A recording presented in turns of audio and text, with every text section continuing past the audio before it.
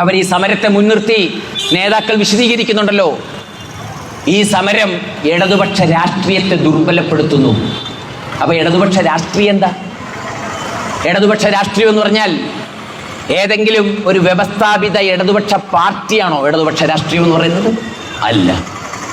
ഇടതുപക്ഷ രാഷ്ട്രീയം എന്ന് പറയുന്നത് നിലനിൽക്കുന്ന ചൂഷണ വ്യവസ്ഥിതിക്കെതിരായി അതിൻ്റെ നയങ്ങൾക്കെതിരെ ജനങ്ങളെ അണിനിരത്തുന്ന പോരാട്ടത്തിന്റെ രാഷ്ട്രീയമാണ് ഇടതുപക്ഷ രാഷ്ട്രീയം.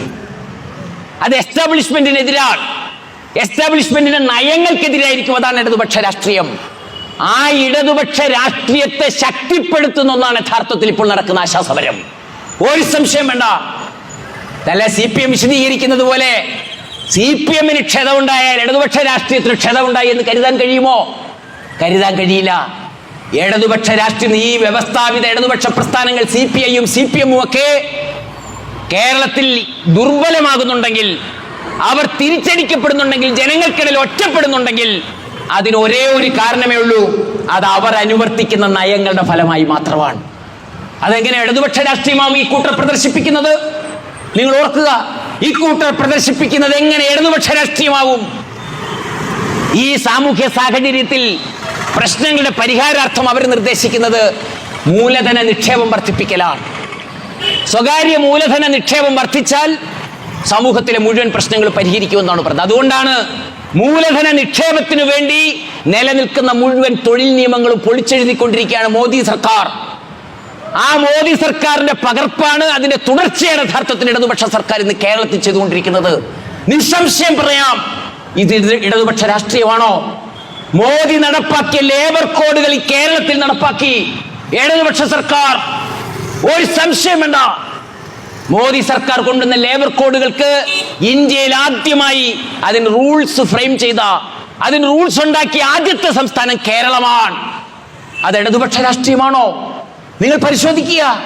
ഇവിടെ പത്തനംതിട്ടയിൽ ഒരു ഇലക്ട്രിസിറ്റി പദ്ധതിയുണ്ട്, മണിയാർ പദ്ധതി എന്ന് പറയും. കാർബോറാണ്ടം യൂണിവേഴ്സൽ എന്ന് പറയുന്ന ഒരു സ്വകാര്യ മുതലാളിയുടെ പദ്ധതിയാ. അത് സ്വകാര്യ മുതലാളിക്ക് ആ പദ്ധതി പ്രവർത്തിപ്പിക്കാൻ അനുവാദം കൊടുത്തപ്പോൾ അന്നൊരു വ്യവസ്ഥ ഉണ്ടായിരുന്നു. 30 വർഷം കഴിഞ്ഞ് ഈ മണിയാർ പദ്ധതി സർക്കാരിന് തിരിച്ചേൽപ്പിക്കണം. ഒരു വ്യവസ്ഥ ഉണ്ടായിരുന്നു, സർക്കാരിന് അത് ഏറ്റെടുക്കാം.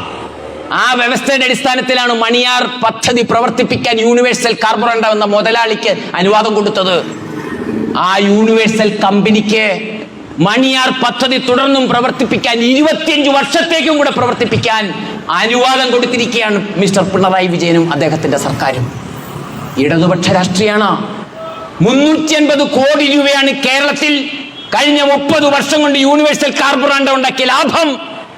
കേരളത്തിന്റെ പ്രകൃതി സമ്പത്ത് ജലം ഉപയോഗിച്ച് ഉത്പാദിപ്പിക്കുന്ന കരണ്ടിനെ, ആ കരണ്ട് വൈദ്യുതി വിറ്റ് ഏകദേശം 350 കോടി രൂപ ലാഭം ഉണ്ടാക്കി യൂണിവേഴ്സൽ കാർബോറാണ്ടം എന്ന മുതലാളിയുടെ കമ്പനി. ആ ജലവൈദ്യുതി പദ്ധതി 12 മെഗാവാട്ടിന്റെ പദ്ധതി, ആ പദ്ധതി സർക്കാർ ഏറ്റെടുക്കുകയാണെങ്കിൽ നിങ്ങൾ ആലോചിച്ച് നോക്കിയേ. സംസ്ഥാന സർക്കാരിന്റെ കൈവശത്തേക്ക് 12 മെഗാവാട്ടൂടെ വന്നു ചേരുകയാണ്. അതാവട്ടെ ഒരു യൂണിറ്റിന് 50 പൈസ ചെലവാവുള്ളൂ. അത് വിൽക്കുന്നത് 7 രൂപയ്ക്കാണ് യൂണിവേഴ്സൽ കാർബോറാണ്ടം. ആ പദ്ധതി സർക്കാരിലേക്ക് വന്നു ചേരാൻ സമയമായപ്പോൾ അത് ആ മുതലാളിക്ക് തന്നെ തിരിച്ചു കൊടുക്കുന്ന, അത് അയാൾ തന്നെ നിലനിർത്തിക്കൊള്ളുവാൻ പറയുന്ന 25 വർഷത്തേക്കൂടെ യൂണിവേഴ്സൽ കാർബോറാണ്ടത്തിന് മണിയാർ പദ്ധതി പ്രവർത്തിക്കാൻ അനുവാദം കൊടുക്കുന്നു. ഇടതുപക്ഷ രാഷ്ട്രീയമാണോ ഇത്? ഇതെങ്ങനെ ഇടതുപക്ഷ രാഷ്ട്രീയമാവും? ഇത് ഇടതുപക്ഷ രാഷ്ട്രീയത്തെ തകർക്കലാണ്.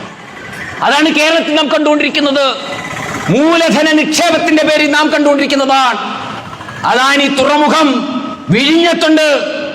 ആ തുറമുഖം വന്ന കാലത്ത് UDF കേരളത്തെ അദാനിക്ക് വിറ്റു എന്ന് പറഞ്ഞു വലിയ ഒച്ചപ്പാടും ബഹളം ഉണ്ടാക്കിയ ആളുകൾ ഇന്ന് അദാനിക്ക് കേരള ഖജനാവിൽ നിന്ന് കോടിക്കണക്കിന് രൂപ കുത്തിയൊഴുക്കിക്കൊണ്ടിരിക്കുകയാണ്. ഒരു സ്വകാര്യ കോർപ്പറേറ്റ് കമ്പനിക്ക് ഈ കേരളത്തിന്റെ ഒരു തുറമുഖം തീരെഴുതി കൊടുത്തു.